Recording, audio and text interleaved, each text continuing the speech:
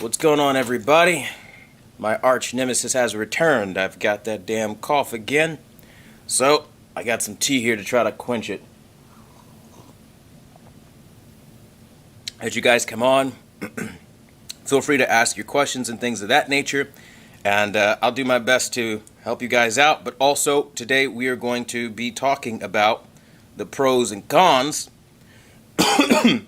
of the Sony TV brand in general. So give me a second here. Took a sip of some tea. We're going to get our cough drop. I've already taken my medicine, so we should be good to go. Alright. Fingers crossed, right? And happy Saturday for all you guys. Happy weekend. Shout out to our new member, Mark. I see you right here. Mark Diaz. I appreciate you. And Acorn of Spring is what we have for you guys today. And we're going to talk to you guys now about the Sony TV brand. Now, I know a lot of people kind of feel put out, right? Like, oh man, this guy only talks negative. So like I said in my last video, we're going to be doing pros, we're going to be doing cons. But I want to start first, before we start itemizing it by going to the particular TVs, we're going to do the brands first. So, you're a Sony fan, or maybe you don't have many options in the country where you live. There are still ways you can find good things and bad things about them. And so, I want to start with the good things first about Sony. Unlike every other manufacturer, Sony has a good habit of making sure they give you a lot of color space options. So that's one of their major strong suits. Now, initially, this doesn't really sound like a big deal. But if you go beyond reference and you are crazy about like making sure like your picture looks the best it looks, you can definitely do that with Sony. Because whether you choose Adobe RGB, DCI-P3, or BT 2020, you have 3 wide color spaces to pick from. The other brands don't really do that. Even LG with their HDMI signaling override menu, DCI is basically dead. It doesn't work. And all the other brands don't really do it the way Sony does. Sony does have the edge when you talk about color spaces. Then we look at their next strong suit. Sony is really good about giving you tons of options to add sharpness to your image. So if you ever felt like your Sony was not as sharp, you can make it a lot sharper. Because on top of having the regular sharpness toggle, they like to add in their own reality creation, as they call it. And you can go make things a lot sharper. These are all positive things. It's picture processing based, but it's positive. Another strong suit is Sony tends to, especially when you look at like more of their more expensive TVs with their OLEDs and things like that, give you really good OLEDs. Not OLEDs, they give you really good processing for, you know, YouTube and things like that. So when you start looking at things like low bit rate, all that stuff, they give you a lot of tools. Smooth gradation is one of the big ones on the higher end TVs, mid-range to higher end. You get a lot of good features with that. Now, we can look at some other things, of course, with Sony that I think are like maybe pretty good. Like for me personally, I like the way that they break the menu up and they kind of list everything and they make it a little detailed. Kind of explaining it a little bit more than most. I think that's nice.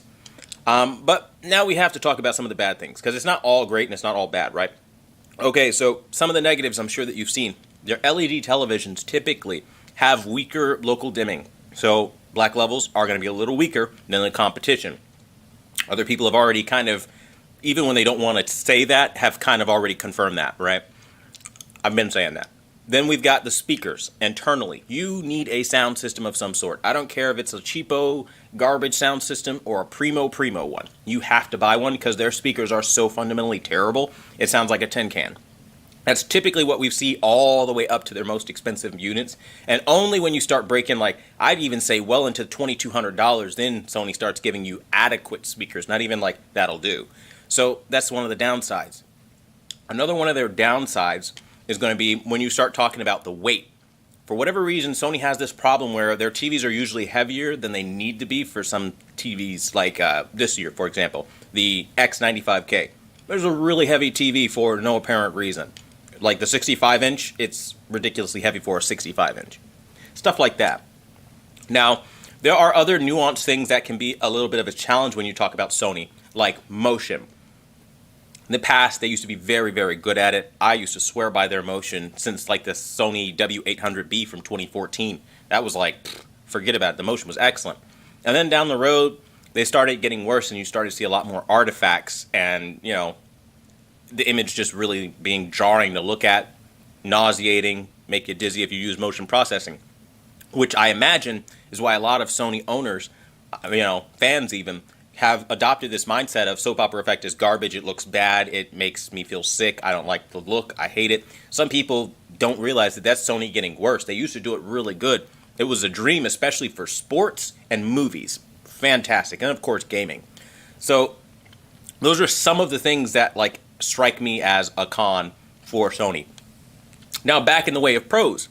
They give you a way of making almost every Sony TV super vibrant, and I personally appreciate live color. It's one of those things that on some content will be absolutely destructive. But let's say, for example, you're like myself, you watch a lot of animated content.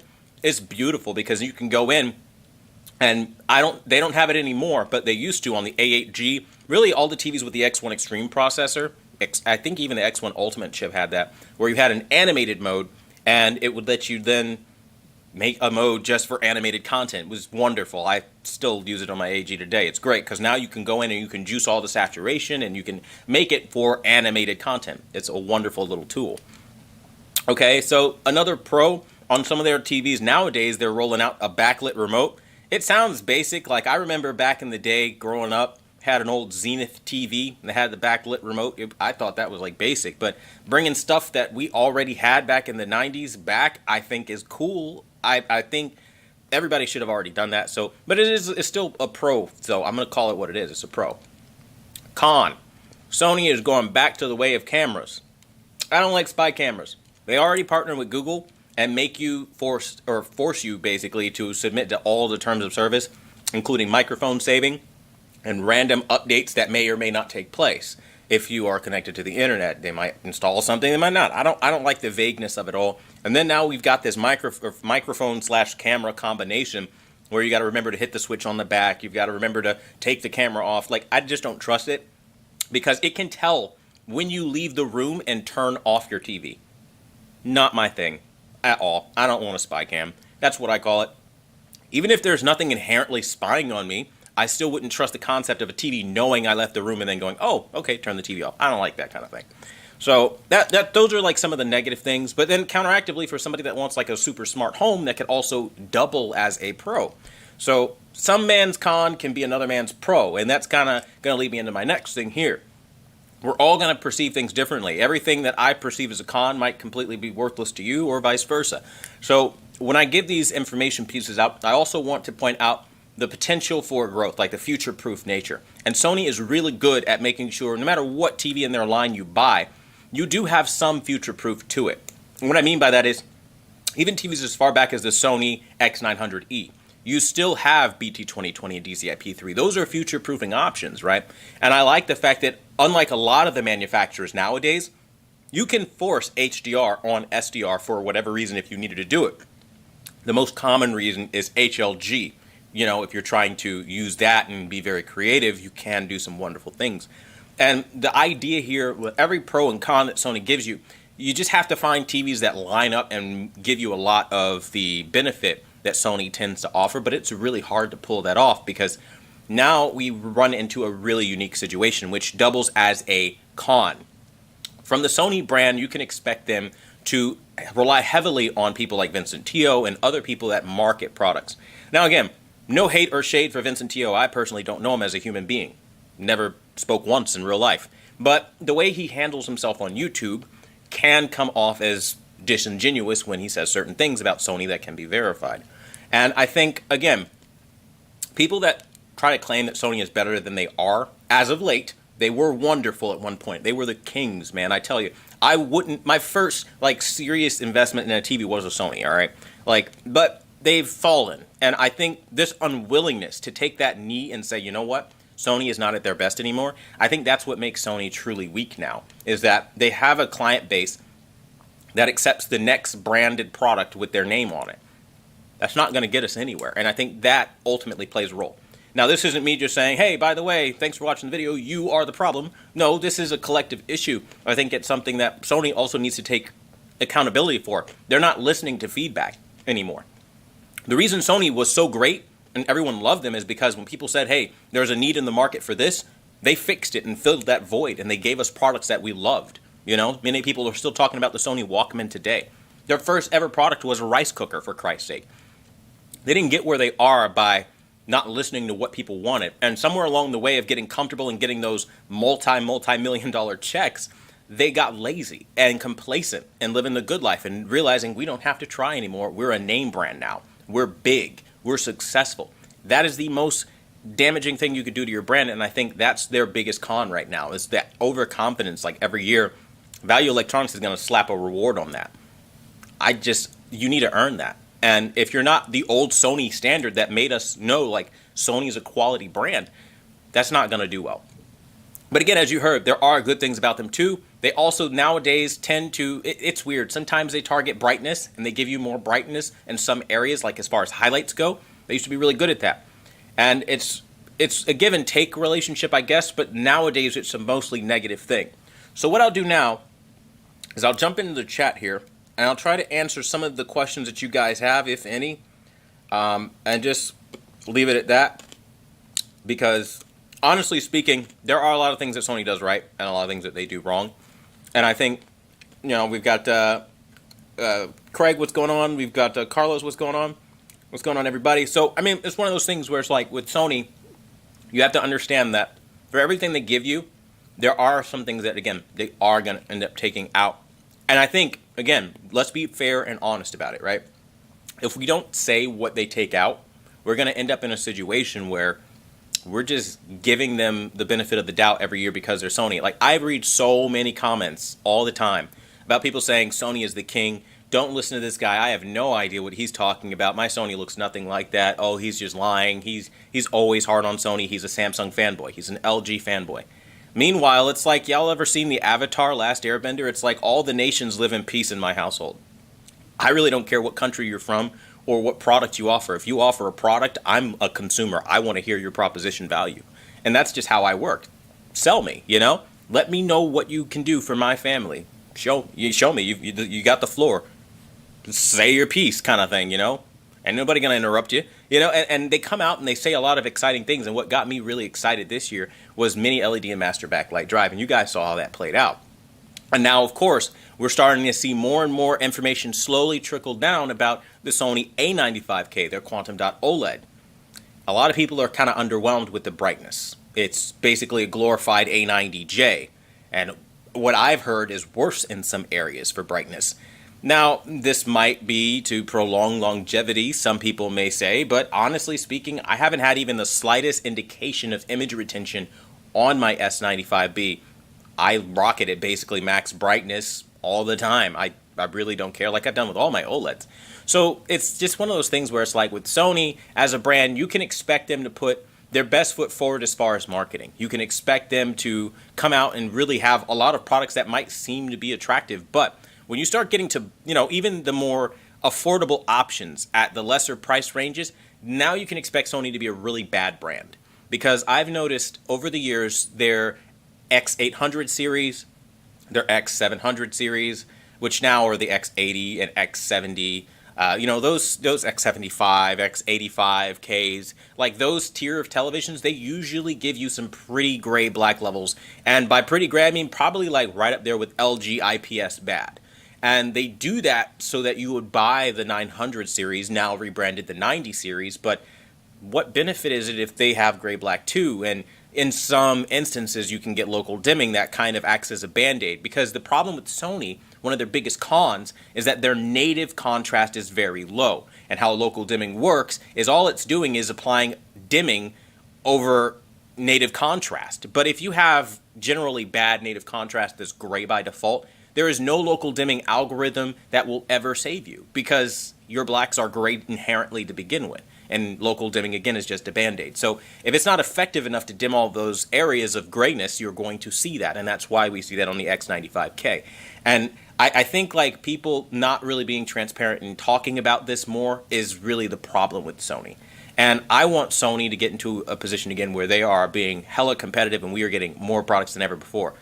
Another pro to Sony is that if you have one of the older Sonys, I know people from 2013 have them, the A-series Sonys, like the 900A, those TVs were fantastic because they had quantum dots, and those quantum dots gave you the ability to really see the most vibrant pictures we've ever seen out of displays coming out of consumer end at the time.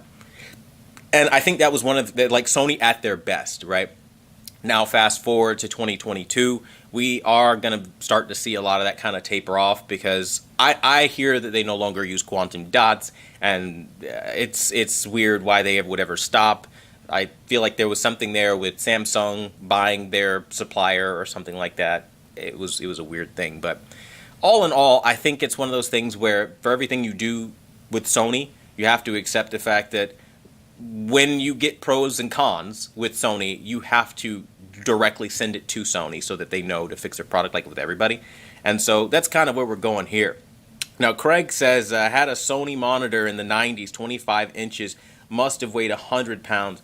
And that's the thing with Sony. Again, talking about that weight, they really do. Like, I remember the 930E, the 930E was very heavy. The Z9D, extremely heavy. The, like really all of their 2017 premium TVs, the X940E, really heavy. Now, another thing I also wanted to point out is they do this almost weird thing, or like the lower end TVs, I would say the ones that target 60 hertz, they have acceptable motion for the most part, and sometimes good motion.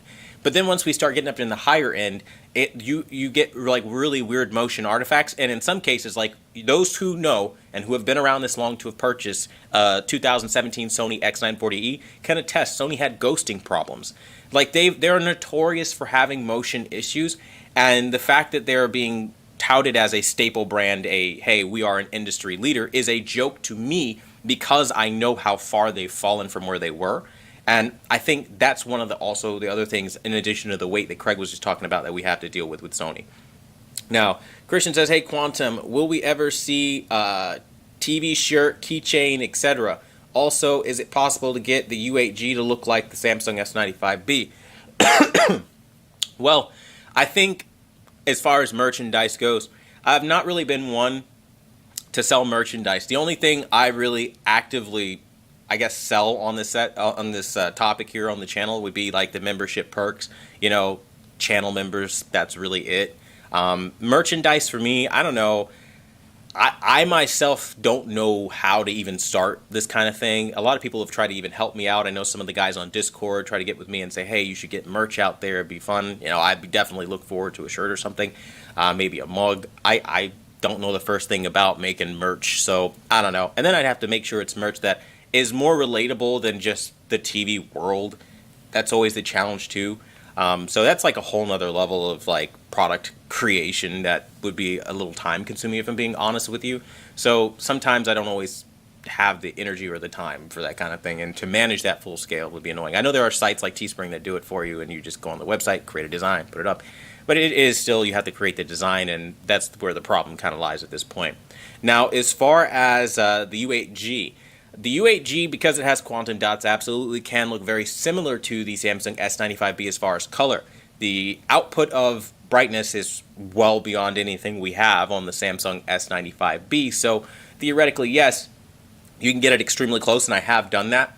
However, you are going to obviously take that major hit in viewing angles and in black levels, so that's where the U8G will fail a little bit. And then, of course, clarity. The Hisense typically has this problem where, like, for whatever reason, sometimes it looks really blurry. And so, depending on low bitrate content, you might have that as an issue. So, especially compared to that S95B where everything's like damn near 3D, it's ridiculous. So, yeah, that you can get close, but maybe not entirely the whole way. Craig says, "What's your last Sony TV? What's your last Sony TV you liked and year?" The last Sony TV I liked was the A8G from 2019, and the reason for that is because, and I was very specific about it, like when I went into it, the X1 Extreme chip specifically out of the Sony production line has the ability to create high dynamic range beyond what most, honestly, almost every TV I've seen on the market, even today, are capable of. The 2017 chipset in general, from the X1 4K HDR processor, mouthful there, okay, that we had on the Sony X900E, and the X1 Extreme, when you go into Cinema Home specifically, you start lowering down that brightness, and then that contrast and that dynamic range really extends, and you see a lot more detail than any TV still to this day, honestly, I think I've ever seen. Now, the downside is those are dated TVs, so the colors aren't as vibrant as we have today. But if they put quantum dot there and they added the sauce that they added back with dynamic range back then, we would have the best TVs, especially if they kept the motion of the 900E. Like, that would be like, good luck beating that. And still to this day, honestly, I don't break out the 900E for comparisons a lot of the time, because if I see that there's no point, I don't do it. I know I'm just going to create a lot of angry people that are going to complain because they feel as though I hate Sony out of nowhere and I'm just justifying TVs I own. But the truth is that they're already purchased, and everybody wants to replace if something's better, I would think. I don't know if something's an improvement. So it's hard because you have this weird little balance here. And again, 2017 is that golden year, and that dynamic range on the A8G really captivated me to the point of, like, I've never seen a Sony that looked like that. Like, ever. Like, that was it for me. It was beautiful. And I think that really started getting me to actually change my mind about OLEDs in general, because I was coming off of the 2018 LG C8. I got burning on that within just a week. Of course, there are people all over forums saying that was a lie, that never happened, he made that up. What are you going to do? People are going to say whatever they want. But, you know, that's why I returned it and got rid of it and never looked back. Then I got the C10. And I didn't really like the C10, especially because it was already limited with the 48 gigabits per second, or the 40 gigabits per second versus 48 with HDMI 2.0. And then the blood orange reds. That was the thing that I really saw that was, like, not my favorite thing. So there were a lot of factors that made me not really like LG. And they just now, with the iteration of the LG C1, really captivated me after all these years, because their reds improved dramatically. So, and I think, again, seeing Sony with the AAG and that dynamic range, that's really what did it. So that was the last year. The last question here we've got is, hey Quantum, I just got the C1 upgraded from the NanoCell 85. That is a massive upgrade. Congratulations for sure. You said, as a member, I don't know which of your settings to use. I only use it for gaming thoughts. Start with the Vivid settings. That's the one with the Demon Slayer thumbnail. I've gotten the most endearing, most unbelievable support and feedback from those settings. Almost everyone that sees them immediately falls in love and has their mind totally blown away. So I would say that's a good starting point, and then maybe work up to some of the more modern ones. They are all categorized by date, so it would be very easy to figure out, you know, the newer ones after that, of course. So essentially, in a nutshell, when we talk about the Sony brand, you can expect them to give you some pretty good picture quality in some areas. As we talked about, processing is good. We can expect them to deliver on the forefront of, I guess, more color space options, sometimes brightness depending on the tier, but ultimately speaking, they do have cons like black levels and motion and complacency, and those things add up to a full picture, but more than anything, relying on their reporters to give them a good score, even if it's unjustified, like we're seeing in today's market. None of the TVs within the last 2 or even 3 years have been worth any award whatsoever, given the nature of the problems that they have, that less expensive TVs, keyword here, less expensive TVs don't have those issues. So, you know, that's really the logic behind that thought process there. But that being said, if you guys have questions on all that stuff, I'll get the comments, I'll open them back up and stuff like that. You can comment down below and all that fun stuff. But that being said, I want to thank you guys so much for watching the one Brandon Honesty and coming out to this live stream. We're going to do more live streams. I missed the one Friday. If you can't tell, the cough is back. So I've got to take medicine and rest and all that good stuff. But I did want to at least give you guys some information. I will continue to give you guys some buyer's guides information this upcoming week. We're looking forward to doing a Samsung S95B versus the U8G. A lot of requests for that, and I did a poll. You guys pretty much wanted that as well. And then maybe looking at doing something with the 900E and comparing that, because I truly believe the dynamic range on that 900E is incredible. And then you'll actually get to see that chipset from 2017 and play against something newer that's almost 3D and like amazing, and you'll kind of see what I'm talking about from there as well. So a lot of fun stuff that we're looking at, and of course some new reviews coming up. But that being said, again, I do want to thank you guys. You guys have a wonderful and blessed evening. Again, shout out to our new member, Mark Diaz. I appreciate you for joining, and hey, we're going to make some awesome content. So again, you guys have a blessed and safe night. I want to thank you guys so much for watching.